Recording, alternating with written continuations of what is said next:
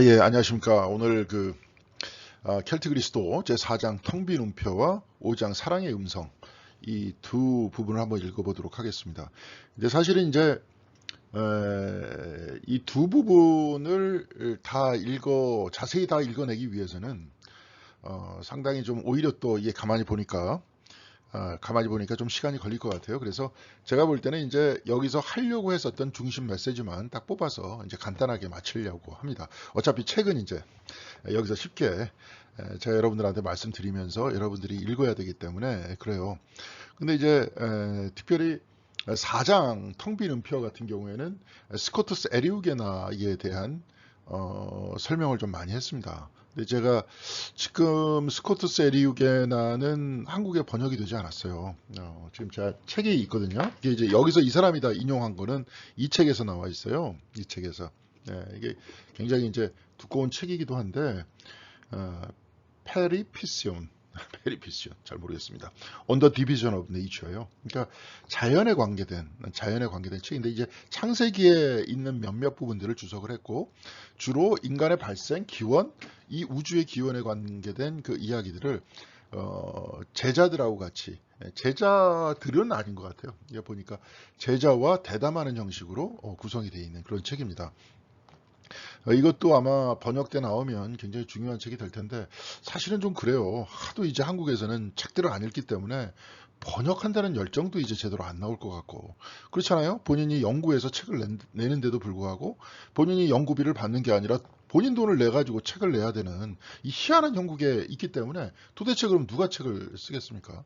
아니면 뭐 베스트셀러 작가들이나 그러니까 이제 결국은 다들 그런 피상적이고 천박한 책들만 넘쳐나는 거죠. 네, 베스트셀러라는 것들이 대부분 어떤 깊이 있는 책들이 아니라 그냥 피상적인 내용만 다루는 거잖아요. 쉽게 쉽게 누구나 다 이해할 수 있도록 그런 책들만 서점에 넘쳐나는데 그런 거 구태여 살 필요 없습니다. 그냥 뭡니까 저 교보문고 같은 데 가서 한번 쭉 보면 돼요. 뭐 한두 시간이면 다 읽는 거고 왜 돈 들여서 삽니까? 근데 여하튼 그런 책들이 너무 넘쳐나는 것 같아요. 그런 책들만. 이제 아마 그런 책을 또 써야 돈을 벌 수 있으니까 또 이제 아마 그러겠죠. 전문적인 내용을 쓰기 위해서는 어려워질 수밖에 없습니다. 여기도 켈트 그리스도도 사실은 보니까 이제 그렇게 쉽지는 않아요. 보니까. 그래서 좀 안내원이 좀 있어야 되고 제가 이제 그런 안내원을 자처를 할 겁니다. 이게 이제 그 부분에서 먼저 텅 빈 음표 이 텅 빈 음표 요 부분에는 스코투스 에리우게나 얘기가 많이 나오고요. 사랑의 음성 여기는 주로 이제 노리체 줄리안에 대해서 많이 다룹니다. 근데 이제 여러분들도 아시겠지만 노리체 줄리안 경우에는 그 사람이 굉장히 레디칼해요. 그냥 혼자서 수도하는 아주 겸손한 수도사의 모습은 아닙니다. 글을 읽으면 굉장히 우리가 알지 못하는 쉽게 얘기해서 우리가 가지고 있는 신학적인 지식도 뒤집어 엎을 정도로 굉장히 깊숙하고 뭐예요? 굉장히 또한 혁명적인 그래서 레디칼하다는 거죠. 그런 글들이 많습니다. 중간중간에 많이 띄어요. 그래서 이제 옛날에 저 로버트 맥카피 브라운이라고 제가 나온 그 미국의 그 대학원 거기에 있는 교수님이 돌아가셨죠. 근데 아주 유명한 해방신학자이셨는데 그분이 책을 쓴 루트 오브 레디칼이라는 책이 있어요. 굉장히 레디칼한 오늘날의 해방신학자들의 그 어떤 신학적 뿌리들은 뭐냐. 그 중에서 굉장히 중요한 부분을 차지하는 사람 중에 하나가 노리치의 줄리안이에요. 귀부인이었는데 그 사람이 하나님께 내 삶을 다 바치겠다 해서 앵커라이시라고 교회 옆에 조그만 건물을 짓고 건물 짓는 게 아니라 이제 조그만 건물 안에서 일평생 나오지 않으면서 거기서 수도 생활하는 사람. 이런 사람을 앵커라이시라 했는데 그렇게 살았는데 거기서 계시를 봐요. 본인 말로는 그리스도와 십자가에 못 박힌 그리스도를 보면서 하나님을 만납니다. 그러면서 이제 쓴 책이 이제 쇼잉이라는 책. 어떤 우리나라에도 지금 번역돼 있더라고요. 좀 이따가 제가 소개를 할 건데 이제 그런 부분들이 나오는데 근데 거기에서 굉장히 그 창조 영성적인 특별히 이제 켈트 영성에 가까운 그런 이야기들이 나오는데 거기에 대해서 아주 자세히 소개하고 있습니다. 이 두 부분을 오늘 볼 수 있도록 하겠고요. 제가 이제 여기 아이오나 수도원을 다시 찍어서 여러분들한테 이제 찍은 것들을 이렇게 소개를 하는데 여기서 이제 특별히 제4장 텅 빈 음표에서 영국 남부의 포츠머스라는 지역에서 잠깐 살면서 아이오나 수도원에 대해서 언급한 그런 부분이 있습니다. 여기는 굉장히 아름다운 곳이다. 막 그렇게 나올 거예요. 책을 여러분들이 읽으시면 됩니다. 마치 태초에 어떤 천의 자연의 바람이 막 불어오고 영국은 이게 바람이 많이 부는데 아일랜드가 더 많이 불죠, 사실은. 서쪽에 비가 서쪽에서부터 이렇게 올라오거든요, 비가. 그러면서 동쪽 가면은 이제 거의 다 비가 좀 멈추기 때문에 오히려 동쪽 끝에 있는 그런 지역이 조금 점점 햇빛이 좀 있어요. 그래도 그것도 특별히 이제 남쪽에 북쪽 지역 뭐 스코틀랜드 이쪽은 계속 그냥 1년 내내 우슬우슬 비가 오는데 남동쪽 부분은 그래도 조금 낫습니다. 근데 이제 특별히 아일랜드 쪽에서부터 비 뿌리고 오기 때문에 아일랜드가 영국보다 훨씬 더 비가 많이 내리고 바람이 많이 붑니다. 이 아이오나 수도원이라는 것은 스코틀랜드 서쪽에 있어요. 그러니까 아일랜드하고 영국 본토 그 사이에 있는 지역이기 때문에 굉장히 작은 섬이고, 제가 저저번 시간에 한번 말씀드렸던 것 같아요. 여기 배가 한번 못 들어가서 그 다음날 들어간 적이 있다. 그러니까 여기도 굉장히 바람이 심한 곳입니다. 그렇지만 여기 이런 데서 수도 생활을 하면서 제가 계속 말씀드렸지만 스코틀랜드 선교를 했었다는 거, 이 부분을 좀 기억해 주시면 감사하겠습니다. 자, 그러면 바로 이게 곧바로 들어가겠고요. 시간을 좀 짧게 할 수 있도록, 짧은 시간에 맞출 수 있도록 그렇게 하겠습니다. 먼저 텅 빈 표를 보겠습니다. 그러면서 이제 스코트스 에리 우게나를 소개를 해요. 이분 같은 경우에 특별히 이제 이런 얘기를 하죠. 이것은 스코트스 에리 우게나의 이야기이기도 하지만 제가 이제 또 특별히 매튜 폭스의 창조 영상 안에서 많이 소개되고 있는 마이스터 에카르트의 말이기도 해요. 에카르트. 이게 뭐냐면 하나님은 우리에게 두 권의 책을 통해서 말씀하시는데, 하나는 작은 책인 성서, 다른 하나는 큰 책인데 창조세계다. 왜냐하면 하나님의 말씀으로 인해서 창조됐잖아요. 요한복음에 의하면. 여기서도 마찬가지로 요한복음적 얘기를 하고 있는 거거든요. 근데 그렇게 창조가 됐으면 그 뭡니까? 우리가 가지고 있는 성경책이라는 것은 다양한 하나님의 말씀 중에서 하나잖아요, 사실은. 예전에 제가 여기다 이제 사실은 동영상을 좀 올리려고 했는데 동영상을 올리는 기술이 없어가지고 언제 한번 영화를 한번 같이 보겠습니다. 보신 분들도 계실 거예요. 그 흐르는 강물처럼이라고, 그 사람 누구죠? 흐르는 강물처럼, 그 목사님 아들의 어떤 삶에 대해서, 그 가정에 대해서 그 기록한 그런 굉장히 아름다운 영화죠. 근데 이제 그 영화에서 그 아이들이 어렸을 때 아버지가 이제 아침에 오전에 예배를 드리고 오후에 이제 그쪽 지역을 산책하고 했다. 그쪽이 이제 몬타나라는 굉장히 어떤 미국의 북쪽 지역의 중부의 북쪽 지역이니까 굉장히 사람들도 잘 안 살고 그렇지만 굉장히 자연이 아름다운 곳인데, 거기서 이제 있다가 걸어 다니다가 이제 그 산책을 했는데 그 앞에 있는 그 어떤 그 뭡니까, 시냇물에 이제 거의 이제 주로 낚시하는 그런 영화인데, 시냇가에 아버지가 데리고 가셔서 그런 말씀을 하세요.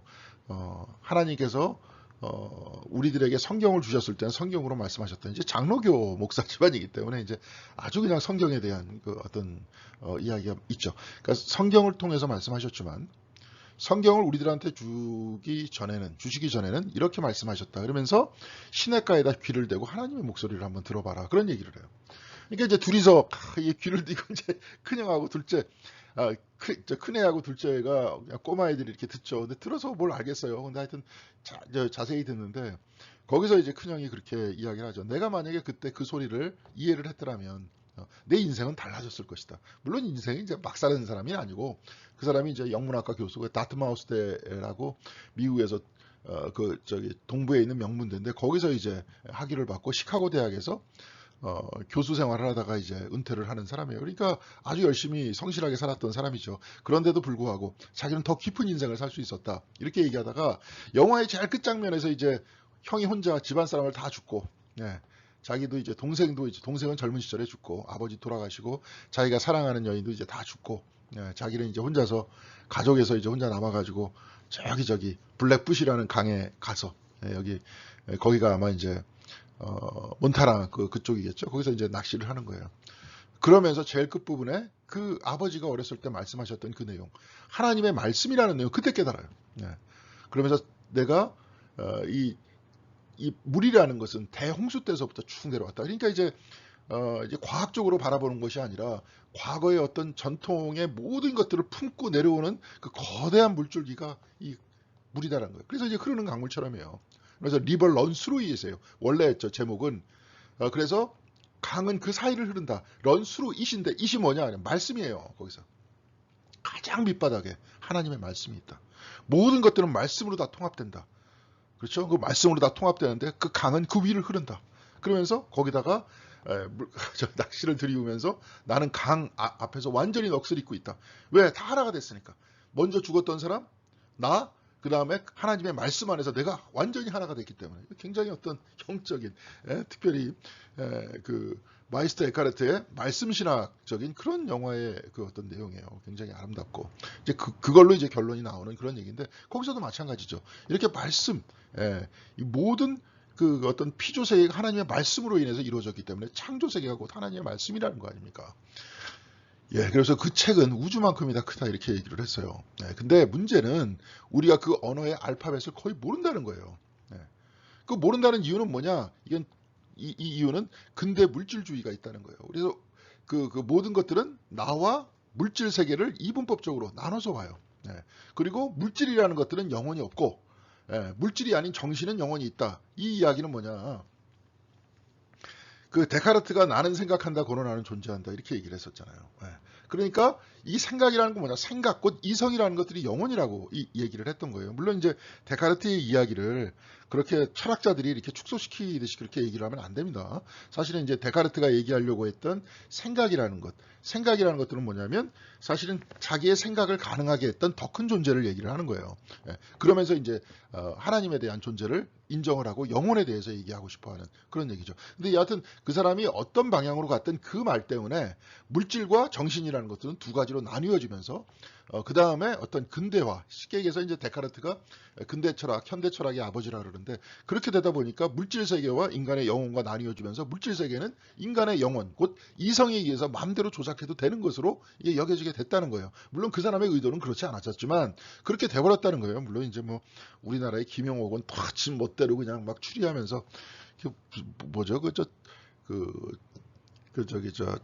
노자 철학 이것이단가 아마 거기서 그렇게 얘기했었을 거예요. 그냥 그러면서 완전히 소설을 써 내려가면서 그냥. 근데 하여튼 그 사람은 그런 능력을 있어요. 아주 그냥 글을 쉽게 쓰고 특별히 동양학에 대해서 사람들이 별 관심이 없고 그냥 동양학이다 그러면 점쟁이들이나 보는 책이다 이 정도로 얘기하고 그냥 막 이렇게 비하했던 그때 그 시대에 나름대로 동양학을 공부해서 들어와서 사람들한테 동양학에 대해서 굉장히 대중화시켰었던 그러면서 동양 철학을 서양 철학과 이제 어떤 비교할 수 있는 그 양식으로 우리의 어떤 한국 사회에 만들어 놨다는 것은 굉장히 커다란 업적인데 물론 이제 그래서 아까도 얘기했지만 그렇게 쉽게 글을 쓰면서 그냥 막 욕까지 섞어서 쓰죠. 막 그렇게 쓰면서 하다 보면 그 한계가 뭐냐면 깊이가 별로 없다는 거예요. 자기 얘기가 너무 많이 들어간다는 거죠. 자기 이제 또 주관이 너무 많이 들어가고.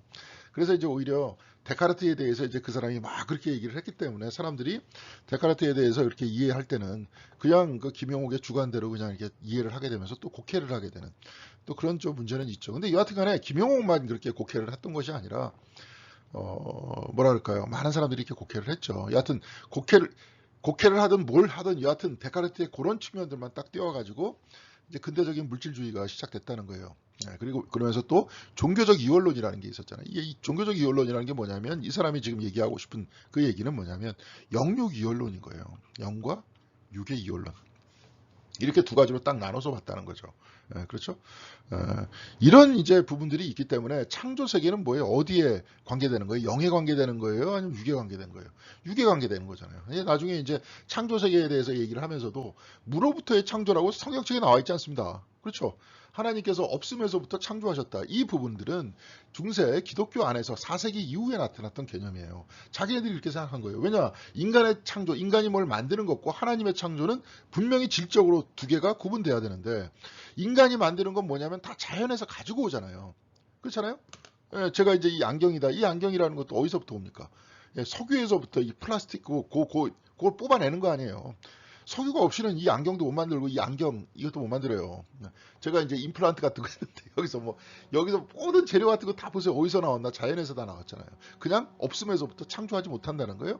그래서 하나님의 창조와 인간의 창조의 질적 차이는 하나님은 없음에서부터 창조했다는 것들을 강조하기 위해서 무로부터의 창조를 이야기한 것도 있는데 그 이후에 나타났던 모든 에펙트, 이 효과라는 건 뭐냐면 무로부터 창조된 물질이라는 것들은 뭐든지 무로부터 창조됐기 때문에 마음대로 해도 된다.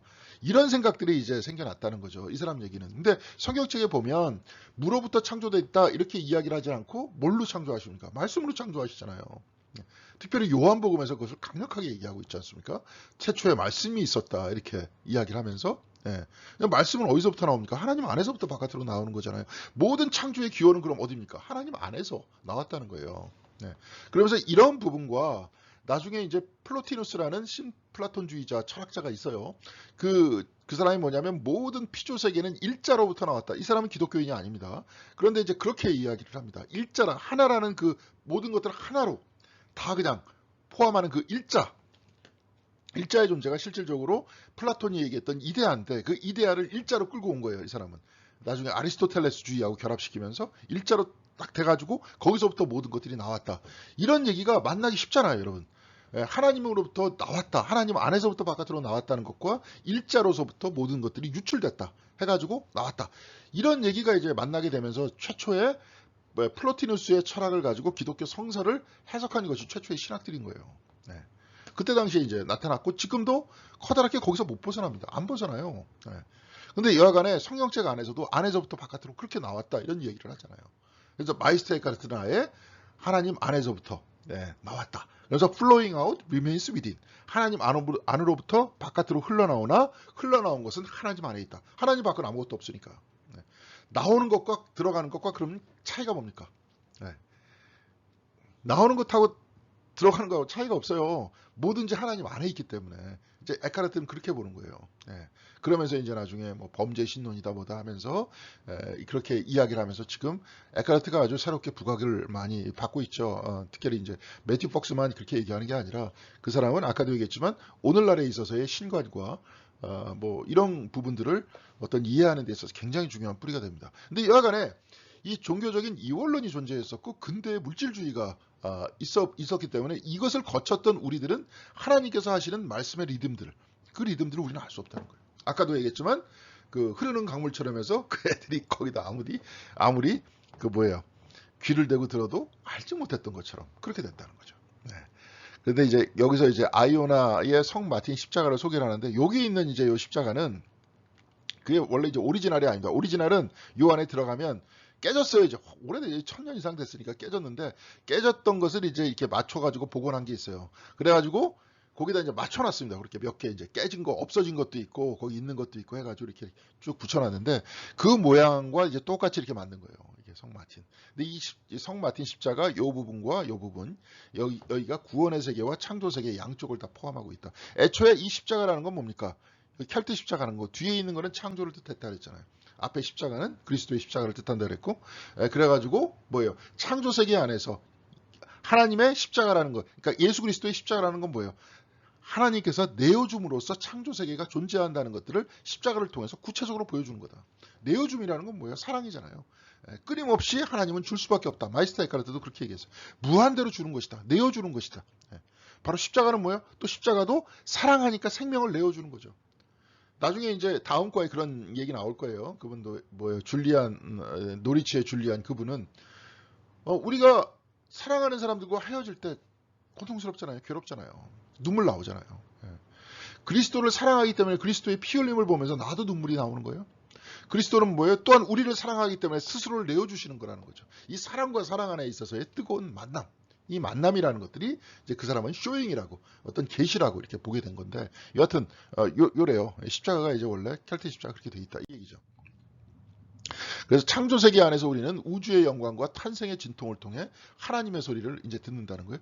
좀 이따가 또 나올 거예요. 계속 나오는데 딴 얘기가 아닙니다. 우리가 이제 그 창조 영성 원복에서 뭐라고 얘기하냐면 긍정의 길이 있으면 무슨 길이 있다 그랬어요? 긍정의 길과 비아 포지티바 긍정의 길이 있으면 뭐가 있어요? 부정의 길이 있다 그랬죠. 그렇죠? 낮이 있으면 어둠이 있습니다. 우리가 탄생하기 위해서는 어머니가 고통받아야 돼요. 그래서 우리 생일날에 막 미역국 먹지 않습니까? 사실은 미역국은 우리 날이 아니라 누굽니까? 어머니의 날인 거예요. 어머니가 나를 낳으실 때 이렇게 고생하셨다는 것들을 기억하면서 미역국을 먹죠. 미역국을 자꾸 먹어야 몸에 이제 철분이 생겨서 피가 생기니까 그만큼 또 출혈을 많이 했고 그러면서 그냥 정말 목숨을 걸고 나를 낳으셨으니까요. 그래서 어머니를 기억하는 날 아닙니까? 근데 탄생이 있기 위해서 뭐예요? 그 기쁨이 있기 위해서 뭐예요? 고통이 있어야 되는 거예요. 이 고통이라는 건 뭐예요? 우주 안에 다 편재되어 있는 거예요. 다. 하나님께서 사랑하시면서 끊임없이 내어주는 건 뭐예요? 십자가로 표상하고 있잖아요. 켈트 십자가 안에서. 자, 그래서 탄생의 진통을 통해 하나님의 소리를 듣는다. 혼돈과 탄생의 진통에서 멀리 떨어진 곳에서 듣는 것이 아니라 그 안에서 듣는다. 그곳이야말로 그리스도의 자리에 십자가의 자리다. 자기를 내어주는 자리라는 거죠. 예. 그래서 우리는 이 우주를 통해서 뭘 봐야 되는 거예요? 하나님의 리듬을 봐야 되는데 뭘 봐야 되는 거예요? 오늘도 새롭게 태양이 뜨고 오늘도 새로운 우리 주변에 공간이 있어서 여러분 보세요. 막 자동차 타고 쭉 갈 때 앞에 뭐가 막혀 있다 그러면 못 가잖아요. 쭉 갈 수 있는 건 뭐예요? 공간 때문에 갈 수 있는 거 아닙니까? 이 모든 공간을 주시고 그래야 해서 우리가 공간 속에서 끊임없이 움직이게 하시고 나뭇잎도 주시고 바람도 주시고 이 모든 것들은 뭐예요? 내어줌이에요. 내어주면은 필연적으로 뭐가 필요해요? 고통이 필요하다는 거예요. 진통이 필요하다는 거예요. 네. 그렇죠? 그래서 우리가 얻는 이 세상은 그냥 저절로 그냥 뭐 어떻게 되는 게 아닙니다. 이게 켈트인들이 만약에 그렇게 봤다, 과거에 그렇게 봤다 이야기한다면 오늘 우리들이 만약에 이것을 받아들이면서 오늘 우리는 어떻게 창조된 세상을 봐야 되느냐. 굉장히 고귀한 거잖아요. 그렇죠? 굉장히 고귀한 거잖아요. 하나하나가. 그냥 저절로 팍팍 나온 게 아니라 그 안에 뭐가 있어요? 고통이 들어가 있고 동시에 하나님께서 그 피조물을 보시면서 어떻게 하셨어요? 좋았더라. 좋았더라. 기뻐하셨잖아요. 그렇죠. 또한 그 모든 것들은 거룩한 거 아니에요. 거룩함과 기쁨과 또 그 안에 있는 진통들이 들어가 있는 굉장히 소중한 것들이라는 거죠. 이런 눈들을 자꾸 잊었기 때문에 특히 뭐예요? 물질주의가. 이제 물질은 뭐 영혼도 없고 뭐도 없고 이제 이런 식으로 다 사물을 보기 시작했기 때문에 지금 뭐 이런 거 나오는 거 아닙니까? 자, 그래서 이제 그 다음에 79페이지에 보면 원죄교리와 무로부터의 창조된 인간의 한계만이 이제 지적이 돼요. 원죄교리 같은 건 보면은 그 왜 이제 지배자들이 좋아하는 얘기냐면 그런 얘기잖아요. 한마디로 원죄라는 건 뭐냐? 너는 해도 안 돼. 넌 어차피 죄인이고 너는 너 스스로는 절대로 구원받을 수 없고 그렇죠. 그건 우리 저기 창조 영성도 역시 마찬가지로 그렇게 얘기를 하는데 네 안에 선한 곳이라고는 아무것도 없어. 그러니까 은총밖에 안 돼. 근데 은총을 줄 수 있는 곳이 뭐예요? 이제 교회라는 조직이 있잖아요. 그렇죠? 그러니까 예를 들어서 그래요. 여기서도 이제 펠라기우스 얘기가 나오고 어거스틴 얘기가 나오는데 펠라기우스는 태어난 모든 아기는 하나님의 형상을 가지고 있다. 이 이야기 때문에 이단으로 찍혔던 거 아니에요? 여러분들 이 책에서 이제 펠라기우스가 이단으로 찍혔었던 그 부분에 대해서 부분적으로 나옵니다. 그 부분과 태어난 아기는 하나님의 형상을 지녔다. 그 얘기와 또 하나는 여성들에게 성경을 가르쳤다. 그 얘기 때문에 이단으로 찍혔다는 거 아닙니까? 그러면서 저는 분명히 이렇게 말씀드렸습니다. 태어난 아기를 보면서 그러면 이 쇳덩어리다라고 이거 진짜 인간의 욕망에 의해서 빚어진 쇳덩어리다라고 보는 그런 부모가 어디 있겠으며 그런 할아버지 할머니가 어디 있겠느냐 그렇게 말씀드렸잖아요. 그런데 어거스틴 같은 경우에는 태어난 아기는 쇳덩어리이기 때문에 원죄 때문에 그럼 어디로 가야 되느냐 교회에 가서 성례전을 받아야 그런 다음에 혹시라도 사고가 나서 죽는다면 천국 갈 수 있다 이렇게 얘기했던 겁니다. 자, 그런 이야기 속에서 계속 듣다 보면 인간은 애초에 악하고 인간이라는 존재는 뭐예요? 욕망의 덩어리고 욕망으로 인해서 탄생한 욕망의 덩어리일 뿐이고 죄인일 뿐이고 계속 그런 식으로 이야기를 하면 뭐예요? 자기 스스로에 대해서 비하하겠죠. 비하하는 사람을 통제하기가 더 쉽습니다. 명령에 의해서 통제하기가 쉬워요. 여기서도 보면 아까도 얘기했지만 스코트스 에리우게나의 이야기처럼 아니면 창조 영성에서처럼 모든 것은 하나님의 말씀이고 하나님 안에서부터 하나님의 어떤 고통 속에서 동시에 하나님께서 이것을 보시면서 기쁨과 아름다움 속에서 이렇게 다 했다. 그럼 내가 어디를 가나 다 하나님을 만날 수 있는 거 아니에요. 하나님의 말씀을 만날 수 있는 거 아니에요. 그렇죠. 그럼 교회 조직이라는 것들은 그만큼 약화되겠죠.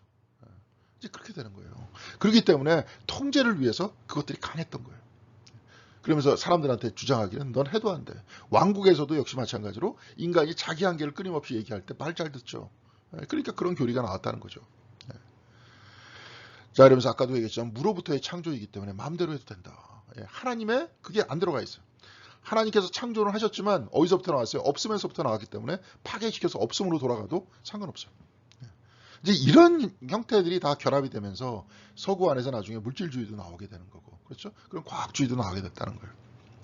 그래서 처녀 탄생이라는 교리는 무로부터의 창조라는 교리가 가져온 자연스러운 결과였다. 우리가 이제 동정녀 탄생이라는데 사실은 이제 신약 성경 안에서는 동정녀 탄생 그렇게 얘기를 하는데 똑같은 그 말씀을 이야기한 그 이사야서에서는 그 동정녀라고 나와 있잖아요. 그냥 젊은 여자예요.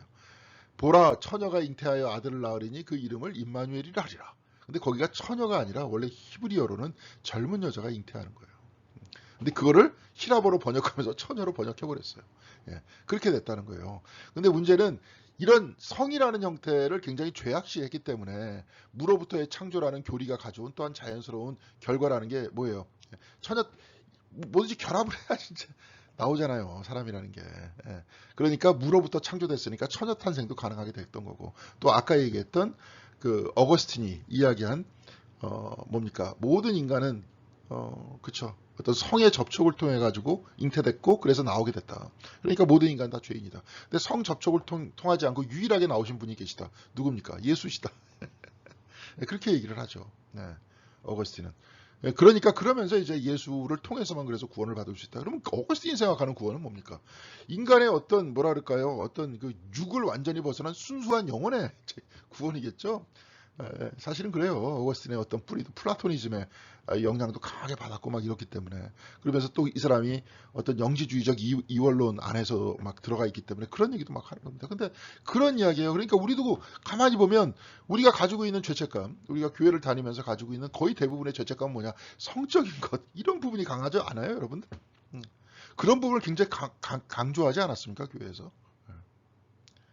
근데 다른 부분, 특별히 우리가 진짜 잘못이라고 생각하는 그 부분에 대해서는 별로 죄책감을 안 느낀다는 거죠. 그렇죠? 막 전쟁을, 교회에서 막 전쟁을 하라고 막 선동을 하질 않나. 그렇죠? 저번 주에 이제, 저번 주가 아니네. 저기, 우리가 그, 어, 여기 이제 책 읽기 대화방에서 제가 그 얘기를 이제 썼었잖아요. 성서를 어떻게 읽어야 참된 그리스도인이 되는가. 근데 거기서는 오히려 창세기 제3장에 나와 있는 그 이야기는 원죄 얘기가 아니다. 근데 오히려 원죄 얘기는 어디 있느냐. 창세기 제4장 가인이 아벨을 죽인 얘기 속에서 우리는 원죄를 찾을 수 있다. 그러면서 아벨에 대해서 질투하면서 막 얼굴이 울그락불그락 할 때 하나님께서 가인한테 그렇게 말씀하시잖아요. 네 죄가 저 문 밖에서 웅크리고 있다.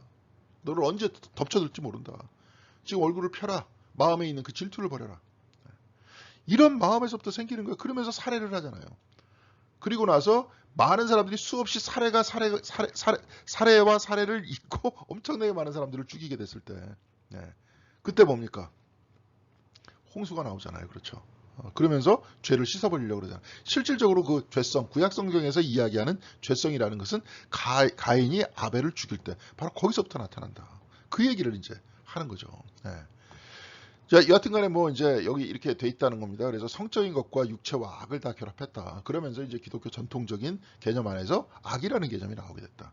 그러나 우리는 하나님으로부터 나왔고 따라서 모든 인간과 피조물의 한가운데는 모든 것들이 존재하게 만든 태초부터 있던 그 빛이 있다. 이거는 이제 결국은 요한복음서에서 얘기죠. 말씀에 의해서 창조됐다. 이 말씀 안에 뭐예요? 생명이 있었으니 그 생명이 뭐예요? 사람들의 빛이라. 곧 그 빛이 비추어져서 어떻게 됩니까? 그 사람들이 생명을 얻고 살아나가는데 그 빛이 이제 빛 되신 분이 생명의 실체이신 분이 우리들한테 왔는데 사람들이 알아봤어요? 못 알아봤어요? 못 알아봤다는 거예요. 빛이 어둠에 비치되 어둠이 깨닫지 못했다는 거예요. 그러면서 그 깨닫게 하기 위해서 그렇죠. 그래서 예수님께서 오신 거 아니에요. 빛을 비추기 위해서 오신 거 아니에요. 그래서 요한복음 전체를 보면 끊임없이 1대1 대화잖아요. 그러면서 깨우쳐 주시잖아요. 그렇죠? 빛이 어둠을 비추고 있잖아요. 그러면서 사람들의 참 생명과 자기 생명의 근원을 깨닫는 거죠. 그렇죠? 그리스도를 통해서 하나님을 깨닫는 거 아닙니까? 내 근원은 뭐예요? 하나님과 연결되어 있다. 이것을 가르쳐 준다는 거 아니에요? 특별히 이제 요한의 전통 안에서 그렇게 얘기해 준다는 거 아닙니까? 그래서 지구의 단일성과 신성함에 대한 의식이 무르익으려면 또한 신이 하나님이 부여한 여성성뿐만이 아니라 하나님이 부여한 남성성이 그리스도교 공동체 안에서 회복되는 일이 전적으로 기여할 만한 지혜가 새롭게 생겨나려면 남자와 여자가 있는 거 아니에요. 하나님께서 이렇게 만드신 거 아니에요. 어디서부터 나왔어요? 하나님 안에서부터 나온 거 아니에요. 그래서 두 사람이 결합돼 갖고 새로운 생명체가 나오는 거 아니에요. 그러면서 창세기 제1장에 생육하고 번성하라 얘기했던 거 아니에요. 근데 왜 그 얘기를 다 뒤집고 마치 그것이 죄악이다라고 이야기하면서 막 이렇게 하다 보니까 매튜 폭스 같은 경우는 그렇게 얘기를 하는 거예요. 우리 시대에 특별히 우리가 살고 있는 매튜 폭스의 우리는 이제 미국이죠. 미국이라는 나라 안에서 살고 있는 아이들이 성에 대해서 뭘 통해서 성에 대해서 배우냐? 포르노그래피를 통해서 배운다는 거예요. 미국에서 포르노그래피는 그 어떤 그 에로물이 아니라 폭력물로 들어가요. 폭력물. 폭력을 통해서 성을 배운다는 거예요. 그러니까 성이라는 것들이 왜곡되어 있다는 거죠. 그렇죠. 우리들도 그러죠. 우리는 특히 동양사에서는 말을 하지 않으려고 그래. 다 숨기려고 그래. 그런 것들은 숨기면서 점잖게 앞에서만 자꾸 얘기하려고 그래요. 이게 이제 유교 문화죠. 여기에 또 그리스도교 이 문화가 결합되면서 여기서도 아예 왜곡된 거죠. 자, 그래서 그 안에 어떻게 새롭게 여기에 대해서 이해할 거냐. 하나님께서 주신 은총인데 생육하고 번성하라. 이 이야기 자체가 뭐예요? 구약에서 하나님께서 주신 은총이잖아요. 그러면서 이 모든 형태의 그 은총의 뿌리가 되면서 뭡니까? 이삭이 야곱한테 저 축복해 줄 때 굉장히 아름다운 말로 축복을 해주잖아요. 근데 이게 뭐예요? 뭐 땅의 기름짐이며 뭐 풍성한 모든 열매가 너에게 넘쳐나기를 원한다. 그 뭐예요? 그것도 다 뭐예요? 예? 씨앗이 나오고 어떤 열매가 나오는 것들은 다 어떻게 나오는 거예요? 생육 번성의 법칙을 통해서 나오는 거 아닙니까? 예. 그런데 이제 이런 식으로 왜곡됐다는 거예요. 이제 이게 이제 어떤 기독교 안에 들어왔었던 어떤 그런 이분법적인 이원론적인 요소, 현대 과학의 물질주의 이런 모든 면 때문에 철저하게 왜곡됐다. 근데 이 부분들을 어떻게 다시 회복될 수 있느냐? 저 이렇게 얘기하고 있는 거죠. 그래서 우리는 물질 안에서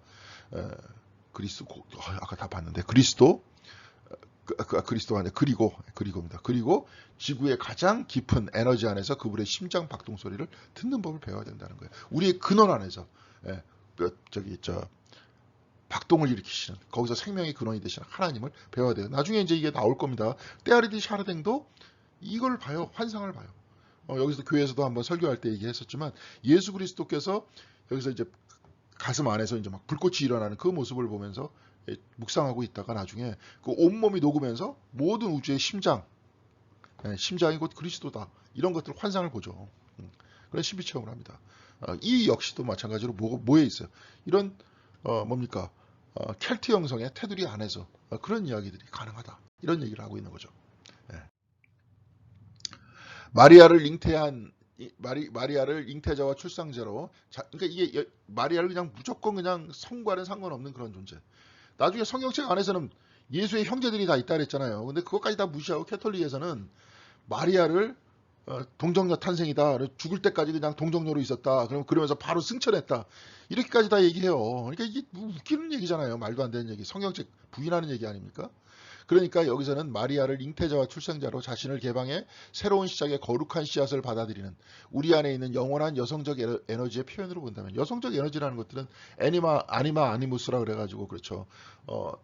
여성의 에너지, 남성 안에 있는 여성의 에너지, 여성 안에 있는 남성적 에너지가 존재를 하잖아요. 예. 그렇게 근데 우리 모든 내부에는 남성 에너지, 여성 에너지가 내부의 심리 안에서 존재한다는 거죠. 그렇죠? 예. 그런 것들이 건전하게 결합됐었을 때 건전한 인격과 심리가 나타나게 된다는 거 아닙니까?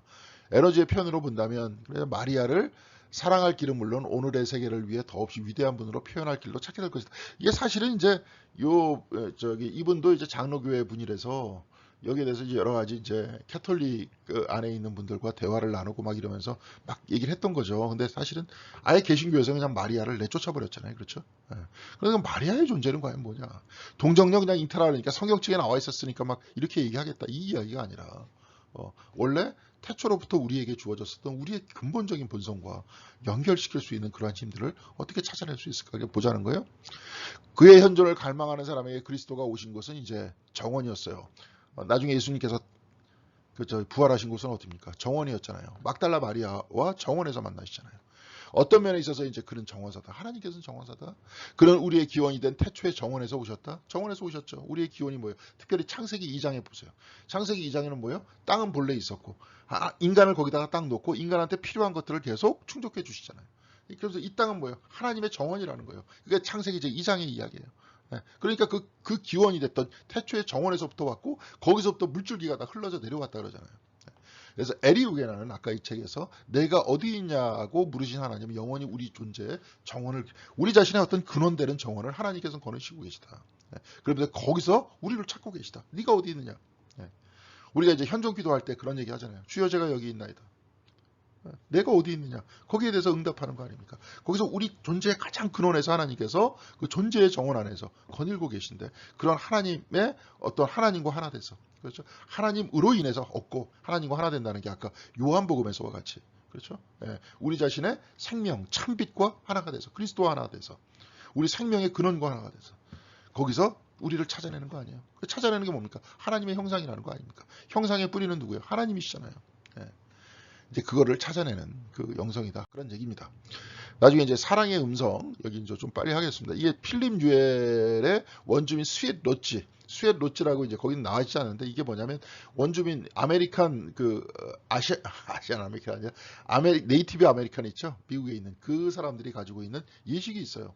이거 뭐냐면 한마디로 그 어떤 저기 사우나를 만드는 거죠. 그 안에 이제 어떤 텐트 안에 돌무대기를 그냥 뜨겁게 데워가지고 그 위에다가 물을 뿌리면서 그 증기로 사우나를 하는 거예요. 여러분들도 이제 목욕탕 안에서 사우나 해갖고 찬물하고 왔다 갔다 하면 기분이 개운하잖아요. 근데 여기는 굉장히 의식적으로 그렇게 한다는 거예요.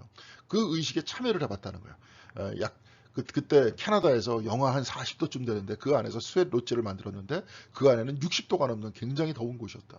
그러면서 점점점 온도를 높게 하고 4단계까지 이렇게 어떻게 체험하느냐 그 이야기를 막 했다는 거예요. 바깥에 나와서 왔다 갔다 하는 게 아니라 잠깐 쉴 때는 있었지만 결국은 그 뜨거운 것들을 참아가면서 그 안에 같이 있었다. 그 얘기는 뭐냐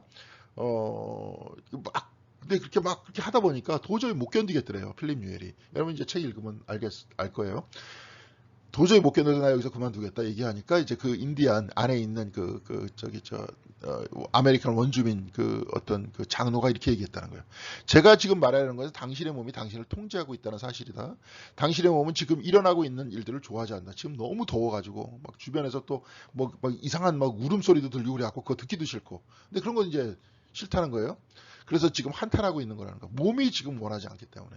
만약 당신의 마음은 자신이 당신을 통제하고 있으며 거기를 떠날 그럴듯한 이유를 만들어낼 것이라고 당신에게 말할 거다. 그러니까 이제 얘기했죠. 필립 뉴엘도 나 저 소리도 듣기 싫고 나 여기서 잘못하면 죽을 것 같아. 나 여기 못 있겠어. 이렇게 얘기할 것이다. 마음은 그렇게 얘기할 것이다. 그러나 우리는 마음이 우리 존재의 중심이라고 생각하지 않는다는 거예요. 마음이라는 건 뭐예요? 생각이니까. 생각이 우리의 중심이 아니다. 우리는 우리의 몸과 정신보다 더 깊은 밑바닥, 우리의 만물과 온 생명의 기초이신 그분 안에서 새로워지려고 한다. 여기서 이제 그렇게 인디안들이 얘기했던 거예요. 여기서 이 사람들이 얘기하는 우리 영화에서 더 많이 보는 그런 어떤 존재 뭐예요? 하나님과 같은 존재. 이 사람들한테 그레이트 스피릿이라고. 그래서 모든 존재는 그레이트 스피릿에서부터 나왔다. 그레이트 스피릿으로 돌아간대. 비슷해요. 네.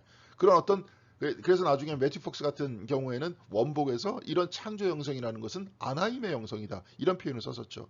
원주민들이 가지고 있었던 영성. 그 영성들도 가만히 보니까 이렇더라. 켈트 원주민들이 바라봤었던 영성. 그 기독교 성경책 안에서도 그런 원래의 어떤 히브리 민족이 만났었던 하나님의 모습도 그렇다. 이런 얘기예요. 그러니까 거기서 우리 자신의 어떤 존재의 뿌리를 그분 안에다 두려고 하는 것이다. 그러다 보니까 뭐예요? 뜨거운 한직탄과 같은 그곳에서도 참는 거죠. 네. 왜냐? 아까도 얘기했지만 하나님께서 뭔가를 만드시기 위해서는 그 역시 마찬가지로 뭐예요? 진통이 들어가잖아요. 우리의 구원을 위해서도 뭐예요? 진통이 있잖아요. 우리의 사랑을 표현하는 표현 방식도 역시 마찬가지로 십자가 위에서 그런 진통이 있지 않습니까? 이제 그러면서 이제 노리치의 줄리안을 여기서 소개를 하고 있습니다. 노리치의 줄리안을 소개하고 있는데 여기서도 이제 특별히 이제 여기서 겸손을 얘기하려고 그래요. 막 얘기하려면서 근데 말이 좀 앞뒤가 안 맞는 것 같은데 여하튼 겸손을 얘기하는데 영혼은 가장 낮고 가장 겸손하고 가장 부드러울 때 가장 높고 가장 고귀하고 가장 가치가 있다. 그러면서 겸손함을 통해서 상대방의 위치에 따라 배우는 거예요. 이 장로도 굉장히 깊은 영적인 위치에 있었는데도 불구하고 필립 뉴엘한테 자꾸 가르치려고 들지 않고 막 이렇게 따지려고 들지 않고 오히려 친절하게 그 사람의 입장 속에서 가르쳤다는 거예요. 이 앞부분에 하나님의 심장 소리를 쭉 얘기를 하니까 필립 뉴엘이 원래 강연을 하면서 그 네이티브 아메리칸한테 원래 미국 원주민 인디안들이라 그러죠. 이제 더 이상 인디안들이라고 안 그러는데 여하튼 네이티브 아메리칸 미국 원주민한테 그렇게 강의를 했더니 자기네들도 하나님의 심장 박동 소리를 들을 수 있는 방법이 있다면서 자기네 북을 치더라는 거예요. 그러면서 또 거기에 대해서 뭐 길게 가르치려고 그러고 그러는 게 아니라 그냥 북만 치면서 막 북을 듣다 보니까 필립 뉴엘이 어떻게 해요? 하나님의 리듬을 이 사람들은 좀 알고 있구나 하는 걸 깨닫게 되는 거죠. 예. 그런 얘기를 하면서 이 사람도 이제 스윗 롯지 안에서도 이렇게 얘기할 때 기초에 있으신 그분 안에서 우리는 새로워지려고 하는 겁니다. 그래서 어쩌고 그러면서 가르치려고 그러지 않고 이게 우리의 경험입니다. 체험입니다. 이렇게 얘기했다는 거죠. 그러면서 이제 줄리안 오브 너리치는 어떻게 얘기하냐면 하나님은 우리의 아버지이신 것처럼 참으로 하나님은 우리의 어머니이기도 하다. 이런 얘기를 해요. 중세 때인데. 근데 사실은 그때 원문에는 제가 이제 가지고 있는 책이 이겁니다. All shall be well. 이게 좀 옛날 이제 언어로 노리치의 줄리안의 글들이 돼 있으니까 요즘 언어로 바꿔가지고 얘기하는 거예요. 근데 이제 하나님 사랑의 계시를 번역한 책인데 우리는 이제 하나님 사랑의 계시라고 이렇게 나와 있습니다. 은성출판사에서 이거 보시면 되고 All shall be well. 라고 모든 것들은 다 잘 될 것이다. 라고 얘기하면서 하나님께서 줄리안한테 요 계시를 보여줬던 거거든요. 요게 뭐예요? 가운데 요게 밤이죠, 밤. 밤을 내 손 위에다가 딱 올려놓으셨대요. 근데 이 밤이 뭐냐? 세상이라는 거예요. 온 세상. 내가 온 세상을 밤과 같이 내 두 손에 이렇게 받치고 있다. 그래서 모든 것들은 다 잘 될 거다. 근데 잘 될 거다라고 이야기했던 그 모든 것 안에 뭐가 들어가 있어요? 고통도 들어가 있고 아픔도 들어가 있다. 그렇죠? 그리고 모든 세상은 저번 시간에 우리가 배웠듯이 다 잘 될 것이다라고 얘기하면서 하나님의 삼위 하나님께서 그 뭐예요? 모든 것들을 끌고 나가면서 다 잘 될 것이다라고 결론적으로 이야기를 합니다. 이레니우스도 뭐예요? 창조를 통해서 총괄 갱신이라 그랬잖아요. 모든 것들은 새로워지면서 창조의 마지막 부분에 하나님께서 모두를 구원하실 것이다. 좀 아까 얘기했었던 띠아리디 샤르댕 그런 분은 뭐예요? 오메가 포인트를 향해서 우리 모두는 나가고 있고 그 오메가 포인트 안에서 하나님께서 모두를 사랑으로 품어갈 것이다. 이제 이런 얘기를 하죠. 다 비슷한 얘기예요. 이 사람들 모두가 켈트 형성, 즉 켈트의 영역 안에서 신앙생활을 했던 사람이기 때문에 그렇다. 이 얘기입니다. 노리치의 줄리안 역시도 마찬가지로 그렇다. 이 얘기입니다. 그래서 우리는 영원하신 분의 자궁에서 나왔다. 뱃속에서 나왔다. 안에서부터 바깥으로 나왔다 그랬잖아요. 우리는 하나님에 의해서 지어진 것이 아니라 뭐예요? 하나님에 의해, 영어로는 이제 바이라 그러죠. 거기서 읽어보시면 그거 나올 겁니다. 바이가 아니라 하나님으로부터 나왔다. 하나님으로부터 만들어졌다. 여기는 뭐예요? 어부입니다. 어부. 바이가 아니라 어부다. 하나님으로부터 왔다. 성경책에 이렇게 나와 있잖아요. 이게 이제 오히려 이런 사람들이 성경책을 읽으면서 제대로 본 거죠. 그런 얘기를 합니다. 그래서 이제 하나님 사랑에 계시게 비싸지도 않으니까 한번 보셔도 됩니다. 저는 이제 원서가 있기 때문에요. 우리는 우리의 순수한 깊이 안에서 하나님의 생명력을 만난대요. 가장 깊은 곳에서 하나님은 생명의 우리의 기반이라는 거죠. 존재의 기반이라는 거죠. 노리체 줄리안의 얘기예요. 따라서 우리가 하나님을 바라는 것은 우리 존재의 가장 본질적인 부분에 속한다는 거예요. 그러니까 우리가 끊임없이 여러분들이 하나님을 바란다. 하나님을 바라서 교회에 왔다. 새벽기도 왔다. 갑자기 기도하고 싶어진다. 그렇게 얘기하는 건 뭐예요? 가장 깊은 우리 존재의 바람이 나에게 지금 요청하고 있는 거죠. 우리가 하나님으로부터 왔기 때문에 하나님을 찾는 거예요. 그래서 우리의 가장 깊은 정체성을 찾기 위해 우리가 향할 곳은 생명의 부시토가 되는 그분이다. 하나님께로 향해야 우리가 하나님의 형상, 하나님으로부터 온 하나님의 형상이다 하는 것들을 알게 된다는 거예요. 그래서 하나님은 만물 안에 계신다. 하나님은 자연의 실제, 생명의 본질 자체다. 모든 피조물들에게 생명을 주시는 분이니까 누구 안에 있어요? 자연 안에도 있다는 거예요. 저 멀리 떨어져 가지고 저 멀리서 그냥 감시만 하시는 어떤 그런 분이 아니라 자연 안에 같이 있다는 거예요. 지금 우리의 근원이 되시기도 하고요. 본성이 하나님인 것처럼 은혜도 하나님입니다. 이게 나중에 줄리안 오브 노리치 이 사람의 이게 특징이 뭐예요? 본성이 하나님이라는 거예요. 우리의 본성은 그럼 어떻게 돼요? 우리의 본성은 선하다는 거예요. 이게 다 딴 게 아니라 본성이 하나님이다. 이런 이야기는 다 뭡니까? 하나님의 형상이라는 뜻 아니에요. 우리가 다 하나님의 형상이다. 그렇죠? 은혜도 하나님이며 어느 것도 다른 것 없이 작용하지 않는다. 은혜와 본성이 같이 작용한다는 거죠. 그렇죠? 은혜는 우리를 우리의 본성으로부터 구하기 위해서가 아니라 우리의 본성을 구하기 위해 주어졌다. 우리의 본래의 선함을 구하기 위해서 은혜가 주어졌다는 거예요. 은혜가 뭐예요? 그리스도잖아요. 그리스도께서 주어지신 건 뭐예요? 우리의 본성을 찾게끔 하기 위해서. 그리스도가 어디로 우리를 인도해요? 우리의 본성으로. 본성이 뭐예요? 하나님의 형상으로. 그렇죠? 그래서 더 깊이 아버지께로 올 자가 없느니라. 내가 곧 길이요 진리요 생명이니 나로 말미암지 않고는 아버지께로 올 자가 없느니라. 그 이야기 뭐예요? 그리스도를 통해서 우리가 누구한테로 가는 거예요? 아버지께로 가는 거예요. 그러면서 우리의 참된 본성을 찾는 거죠. 굉장히 낙관적인 겁니다. 인간에 대해서 이해할 때.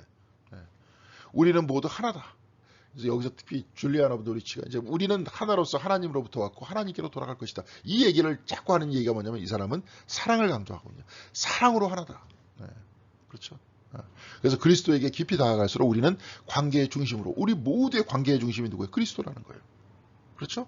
그래서 그리스도를 통해서 간다. 우리는 하나 되어 간다. 아버지한테. 그런 얘기죠. 이게 뭐냐면 사랑이기 때문에. 우리 영혼의 욕구는 하나님의 욕구다.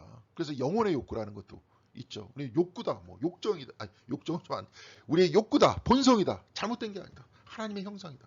진짜 우리의 본성을 찾아내야 된다. 이런 얘기죠. 그러면서 그 각기 왜곡되어 있는 모든 것들을 어떻게 털어낼 것이냐. 그게 곧 수도의 생활이고 그게 곧 신앙생활인 거죠. 물론 우리의 욕구는 많은 부분 혼란과 왜곡으로 인해서 감염됐다. 이걸 어떻게 떨궈내면서 어떻게 갈 것이냐. 그리고 우리 안에도 좀 이따 나올 겁니다. 우리 안에도 굉장히 파괴적인 본성도 존재를 한다. 그럼에도 불구하고 우리는 어떻게 이 모든 것들을 하나로 통합하면서 하나님께로 갈 것이냐. 이런 얘기죠. 그리스도의 피는 하나님께 치러진 죄값이 아니었다. 그것은 사랑의 속성, 바로 그에 관한 것이었다. 막 이제 줄리안이 거기서 이제 예수 그리스도의 어떤 환상, 십자가에 못 박히신 환상을 보면서 그 피가 만일 여기 그대로 떨어졌더라면 내가 누워있는 모든 침대는 시뻘게 졌을 것이다. 그런데 그게 뭐예요? 죄값의 피가 아니라 뭐라는 거예요? 사랑의 피였다. 아까도 얘기했죠. 하나님께서는 뭐예요? 내어줌으로써 모든 피조물들을 만드신다. 그리고 지금도 생명을 유지시켜 주신다. 이게 뭐예요? 사랑이라는 거죠. 십자가는 뭐예요? 사랑이라는 겁니다. 내어주는 거예요. 자기를. 사랑하는 사람이 그래서 죽었을 때 우리가 슬퍼하는 이유는 우리가 사랑하기 때문에. 그를 사랑하기 때문에 슬퍼하는 거 아닙니까? 그러면서 지구의 몸이 폭행당할 때 슬피 우는 이유는 우리가 지구를 사랑하기 때문이라는 거예요. 그리스도의 옆구리에 찔린 피와는 신적 사랑의 계시다. 이 이야기는 뭐냐면 이제 거기서 잠깐 띄워놓고 제가 얘기를 했는데 바로 그리스도께서 우리를 그만큼 사랑하신다. 그러면서 우리가 그리스도를 바라보면서 우리의 마음이 슬퍼지는 이유는 우리가 그리스도를 사랑하기 때문에 그렇다는 거예요. 신적 사랑의 계시 속에서 그렇게 만나는 거예요. 그리스도는 곧 하나님의 사랑의 계시라는 거예요. 옆구리에 찔린 피는 사랑의 계시라는 거예요. 그러니까 우리가 그 사랑에 흠뻑 젖어서 동시에 그리스도를 사랑하면서 사랑과 사랑이 만나서 하나가 되는 거죠. 자, 그러면서 그리스도께서 십자가 위에 달려 돌아가신 그 모습이 이 우주 한복판에서 십자가에 달려 돌아가신 것이라면 잉태와 산통이 서로 연결되는 것처럼 욕구와 잉태도 서로 연결되어 있다. 그렇죠? 우리 내면에 욕구가 있잖아요. 생육 번성의 욕구가 있잖아요. 영혼의 가장 깊은 갈망과 우리 내부에서 일어난 사랑에 대한 열망이 영혼의 가장 깊은 건 뭐예요? 우리들이 하나님께로 자꾸 가려고 그러는 거예요. 동시에 사랑에 대한, 하나님에 대한 사랑도 있지만 또 인간에 대한 사랑도 있잖아요. 또 이성에 대한 사랑도 있잖아요. 그렇게 접촉하게 되면 우리의 삶과 관계 안에서 새로운 잉태가 일어난다는 거죠. 네. 새로운 탄생의 기쁨과 또한 고통으로 우리를 이끌 것이다. 아이를 낳을 때 고통스럽잖아요. 새로운 탄생이 우리 안에서 끊임없이 일어날 때 우리가 새로운 존재가 되기 위해서 거듭나야 되는 그 모든 과정은 쉽지 않고 어렵잖아요. 네, 그런 얘기입니다. 요한의 환시와 줄리앙이 다 잘 될 것이다라고 그렇게 이야기를 해요. 요한계시록에서 이렇게 요한이 이제 환시를 보죠. 뭐 거기서 이제 뭐 나쁜 것들도 보고 좋은 것들도 보고 막 이렇게 환시를 보는데 줄리아는 또 마찬가지로 십자가에 달리신 그리스도께서 뭐라고 얘기하십니까? 하나님께서 다 잘 될 것이다 그렇게 얘기해요. 근데 이제 여기서도 요한의 환시 속에서는 안 좋은 거 용이 아기를 이제 잡아먹을 준비를 하고 있는 요한계시록에서 그런 용이 있는데 근데 우리 안에는 그 용이라는 파괴적 에너지가 우리 안에는 분명히 존재한다는 거죠. 그렇죠? 그리고 새로운 탄생, 고통도 또한 존재한다는 거예요. 새롭게 탄생하려고 하는, 또한 하나님께로 돌아가려고 하는 욕구도 존재한다는 거예요. 네. 이 모든 것들은 우리 안에 다 존재한다는 겁니다. 그러면서 이 모든 것들을 부둥켜 안으면서 어떻게 해야 돼요? 새로운 탄생으로 가야 되는 거죠. 자, 그래서 이제 나중에는 이런 이야기를 하죠. 겸손함 없이 우리는 구원을 받을 수 없다. 그 이야기의 끝에 이제 뭐 이슬람의 임맘의 얘기도 나와요. 누구의 이제 그러니까 세례관이 아니라 요한의 무덤이 어디 있냐. 그렇게 찾다 보니까 그 사람이 이제 터키의 저 뒤쪽에 있는 그 부분을 가르쳐 줬다는데 그래서 그렇게 갔다. 굉장히 겸손하게 나의 이야기를 다 들어주시고 내가 목사다 이렇게 얘기하니까 아니 예수 그리스도의 성직자시군요. 이렇게 얘기하면서 아주 겸손하게 다 이야기했다는 거예요. 그러면서 자기 위치 속에서 얘기했다는 거예요. 특별히 이제 시편에서 겸손함에 대한 이야기가 나올 땐 그런 얘기가 나오잖아요. 시편 제 8편에 어린아이의 입으로 하나님께서 말씀하신다 그러잖아요. 어린아이의 입으로. 하나님께서는 낮추셔서 가장 어린아이의 입으로 말씀하셔서 어린아이가 다 이야기하고 어린아이도 품고 이야기할 수 있는 그 이야기 속으로 그러면서 그러한 세상 속으로 우리를 이끄신다는 거 아닙니까? 마찬가지예요. 아까 그 임맘도 가장 낮춘 그 위치 속에서 이야기했대요. 그 사람의 위치 속에서. 필립 뉴엘의 위치 속에서. 우리가 뭐 이해라 그러잖아요. 이해라는 게 뭐 어떻게 됩니까? 영어로.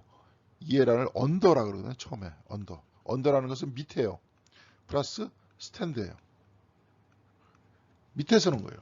그 사람 밑에서. 그 사람의 언어로서 얘기하는 거예요. 아까도 인디안 무슨 뭐 장로도 하나님의 뭐예요? 심장 박동 소리 그 얘기를 하니까 우리도 잇따르면서 그 북을 치면서 그 사람의 입장 안에서 바로 이것이 하나님의 박동 아니냐 그렇게 얘기하고 있는 거 아니에요. 그 위치 안에서 강제로 내가 너보다 더 똑똑하니까 너는 나한테 배워야 돼 그러면서 막 얘기하는 게 아니라 그 사람의 위치 속에서 그 밑에서 얘기를 했다는 겁니다. 그게 곧 이해의 과정이었고 그것이 곧 겸손의 과정이었다는 거예요. 네. 그래서 노리치의 줄리안이 앞부분에 그런 이야기를 했잖아요. 바로 겸손함을 통해서 우리는 구원받을 수 있다. 겸손한 사람이 구원을 받는다. 그러면서 뭐예요? 우리도 끊임없이 열린 자세로 겸손함으로써 배우려고 그래야죠. 예. 그리고 우리가 말한다 그래도 아까 그렇게 성숙한 사람처럼 상대방의 입장에서 그렇게 얘기해 주는 그런 겁니다. 그러면서 우리 안에도 이 용과 같은 파괴성이라는 것들이 분명히 존재한다. 그렇지만 새로운 탄생을 희구하고 그 안에서 하나님을 만나려고 하는 마음도 희구한다. 그러면서 이것을 안고 가면서 분명히 자기의 한계를 인정을 하지만 근데 가장 깊은 우리의 본성은 뭡니까? 하나님의 형상이라는 것들을 믿고 그리스도께서 인도해 주시는 바로 그 길을 따라서 걸어가는 것. 그러면서 모든 피조물들을 하나로 품어내면서 바로 그 속에서 하나님의 형상들을 발견해내는 것. 이것이 어떤 켈트 형성에서 얘기하고 있는 켈트 형성뿐만이 아니라 우리가 여태까지 공부했던 창조 형성에서 얘기하는 굉장히 아름다운 소리다 하는 겁니다. 자, 여러분들 수고해 주셨고요. 지금 다음번에 이제 보니까 다음번에 이제 8장까지 있는데 이제 두 번만 더 하면 2시간만 더 하면 이제 여름학기는 끝날 수 있을 것 같습니다. 이제 다음번에 6장하고 7장을 하고 그 다음에 8장하고 후주라는 굉장히 아름답게 책을 썼는데 그거를 읽고 여름학기를 마치도록 하겠습니다. 뭐 그 다음에는 좀 여러 가지 요청도 있습니다. 뭐 바울의 첫 번째 복음 그런 것도 굉장히 좋아요. 바울이 진짜 우리가 얘기했던 메시지는 과연 뭐였냐? 우리가 잘못 알고 있는 바울은 뭐였느냐? 요즘에 이제 성서학자들과 종교학자들이 두 명이서 특별히 마커스 보그하고 더미닉 크로상이라는 분이 이것을 파헤치면서 나아가는 그런 책인데 굉장히 많이 그것도 유익할 것 같아요. 지금 찾고 있는데요. 한번 우리가 볼 수 있도록 하겠습니다. 여러분들 수고하셨고요. 다음 시간에 다시 뵙도록 하겠습니다. 감사합니다.